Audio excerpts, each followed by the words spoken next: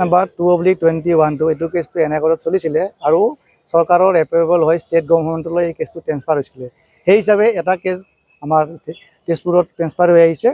সেই কেছটো ইয়াত সেশন কেছ নাম্বাৰ 97 97/25 হিচাপে এই কেছটো ৰেজিষ্টাৰ হৈছে আৰু সেই কেছটো এপ্ৰুভেল হৈ ষ্টেট গভৰ্ণমেণ্টলৈ ট্ৰেন্সফাৰ হৈ আহিছিলে আৰু এই কেছটো ইয়াত চলিব, যেটো অফেন্সটো ইয়াত হৈছিল। নামবিলাক ক'ব লাগিব আৰু বিষ্ণু নাজাৰী আৰু নিতুল দৈমাৰী কেছটো যেটো ষ্টেট গভৰ্ণমেণ্টলৈ ট্ৰেন্সফাৰ হৈ আহিছে এনে কোৰ্টৰ পৰা ইয়াতে চলিব আৰু কেছটো ইয়াতে চলিব, তাৰলৈকে ইয়াৰে জেলতে থাকিব।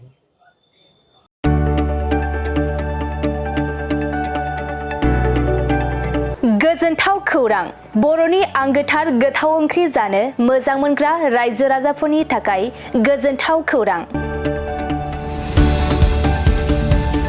बर'नि आंगोथार ओंख्रि जानो मोजां मोनग्रा रायजो राजाफोरा बे गोदानै खुलिनाय लाइजौ हटेलाव हाबफैनो हागोन। जाखांफुहांनाय लाइमोन फालांगिरि गपेश बसुमतारिया अदालगुरिनि टंलायाव बेखेवदों बर'नि आंगोथार ओंख्रि मोनग्रा गंसे हटेल।